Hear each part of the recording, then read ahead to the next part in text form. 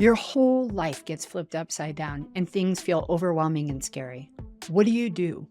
How do you manage this? You're listening to Marcy Langlois, and I'm your host at Living Beyond Limits. Today, we're going to dive into how to be flexible and resilient so that no matter what, you can thrive in uncertain times. I'm going to walk you through actionable steps to take in order to handle the most jarring situations and experiences. It's important, though, to understand why chaos throws us for such a loop before we dive into how to handle it.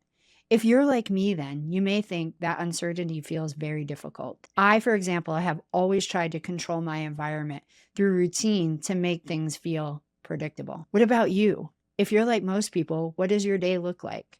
Do you get up, make your coffee, pick up your phone and start scrolling? When I wake up, the first thing that I do is take my dogs out. Then we all run back to bed, hop in bed, and start the meditation. Once my meditation is done, then the shoes are on and I'm out the door for my morning walk. My favorite time to walk is at dawn, when you can still see the silhouettes of the trees and just as the sun is about to come up, but not quite there yet. For me, it feels like the most peaceful time. It seems that it just sets the tone for the day. That type of routine allows me to create a sense of security and predictability, right? It allows me to feel that even though I have no idea what challenges are coming that day, I have a sense of calm, stability, and control in my life and the world around me. But of course, I am human. And when things go sideways, I'm like, what the? It doesn't feel good or comfortable at all. And the truth is, though, is that life is full of uncertainty all the time. I know for me, when the chronic illness I had been dealing with finally came to a head, things became incredibly uncertain overnight. I had an escalation in my symptoms, and I had been trying to deal with them as I was trying to maintain running a business and doing life. However, things reached a point of critical mass that the neurological symptoms were so severe I could no longer work, and I needed to find a solution. My intention after my discussion with my manager was that I would just take a long weekend and be ready to go for work on Monday morning.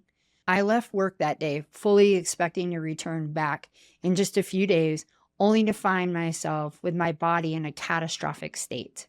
I had multiple systems in my body in chaos and found myself bedridden for the next 40 days. I felt like I was going to die on more than one occasion throughout those 40 days. It was so terrifying. In addition, I didn't know if I was ever going to be able to return back to my business that I worked so hard to create for the previous 19 years, or if I would be able to do any sort of job at all. That opened the whole can of worms about my financial fear and everything that accompanies that. I had the front row seat to witnessing that there aren't any guarantees in life. The important thing to know is that life always does work out. Have you ever been smooth sailing, though, through life and everything feels like you have it under control, and then out of nowhere, you completely get rocked and turned upside down? What did you do? Were you able to find ways to be flexible and resilient, or did the fear actually end up consuming you? Here's 3 ways that I learned to thrive during my uncertainty. The first, develop a thrive mindset by cultivating acceptance of the situation. It's likely the last thing that you want to hear, to accept the current situation as it is. But acceptance is huge for times of uncertainty. It's incredibly easy when things feel chaotic to get in a place of fear, worry, and a need to control. All of these things will work against you, though. I found that when I was so sick, the more that I worried about the things that I had no control over, the worse my physical symptoms became. There was a direct correlation between what I was thinking and how I felt, how my body would actually physically respond. The truth is that the situation at hand is going to be whatever it's going to be, and worrying is not going to change the outcome. But it will create a huge burden on you and your nervous system. Ideally, if you can move into acceptance by working with your thought process around the situation, that will be far more productive use of your energy than a constant state of worry. Remember, acceptance is a process and a practice. Let go of any resistance that you have around the current situation. Surrender to what is actually happening and let go of any story of how you would like things to be different. Remind yourself by reviewing all of the times in your life prior to this situation that things have felt uncertain, and notice how things have worked out. One way or another, they always work out. Keep reminding yourself of that truth. Notice that you have made it through situations that were challenging, and reassure yourself that you will make it through this one too. Every single time, you always make it through. Number 2, feel your feelings about the situation. I know, again, this isn't really something that you want to hear, but it's the truth. If you're angry, sad, resentful, scared, whatever it is that you're feeling, then you have to feel those feelings and not stifle the emotions.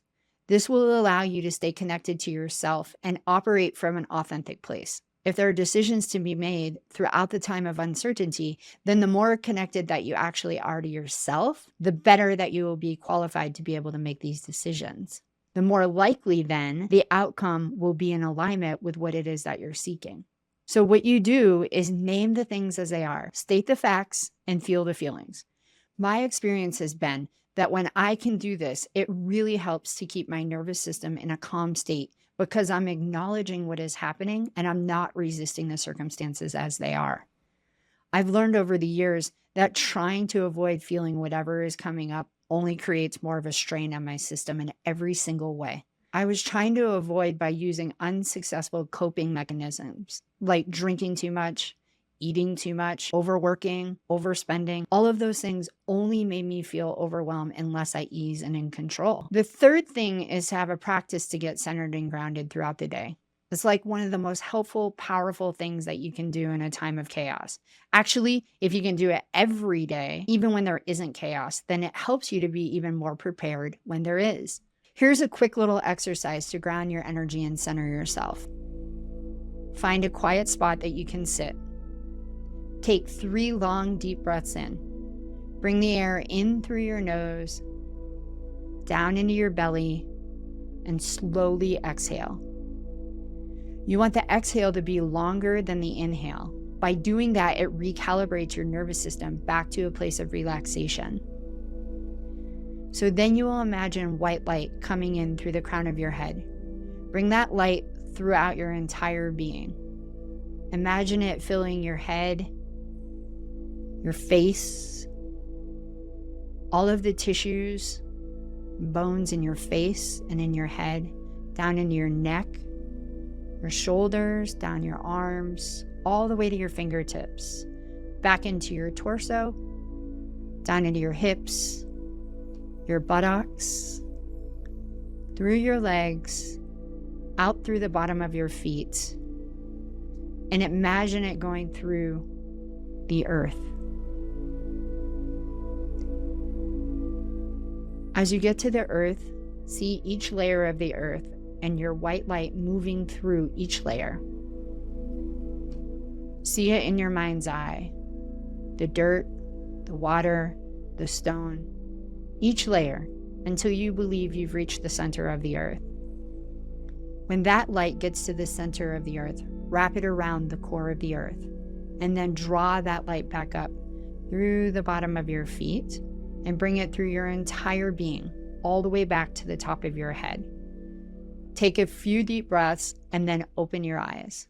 How do you feel? I always feel like I've been reset. Another great thing to do to ground yourself is nature. It's the perfect tool to right-size whatever you might be experiencing. Do you take the time to notice the order of things when you're in nature? How amazing it is, how everything has a sequence and an order. It allows for a different perspective when we connect with nature. Nature is grand and magnificent, and you're a part of that. Just like there's order in nature, that order spills over into all of life. When you step out into nature and can be fully present with the wonder that it is, things shift in a way that feel more settling. One last idea for grounding and centering is meditation. The great thing about meditation is that you can do it on your own. You can focus on your breathing or focus on your thoughts. Or if that feels overwhelming, then you can use whatever app feels helpful. There's so many out there today. Meditation is my mainstay. Nothing happens in my world until I meditate. It's soothing, calming, relaxing, and rejuvenating. These 3 things don't feel helpful, then please get the support that you need.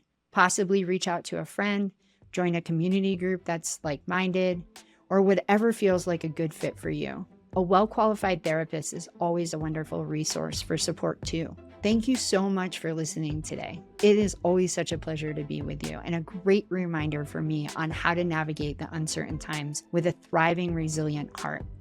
If you heard something here today that you found helpful, please share it with your family, friends, and colleagues. Hop over to YouTube and subscribe to my channel so that you can see all future episodes.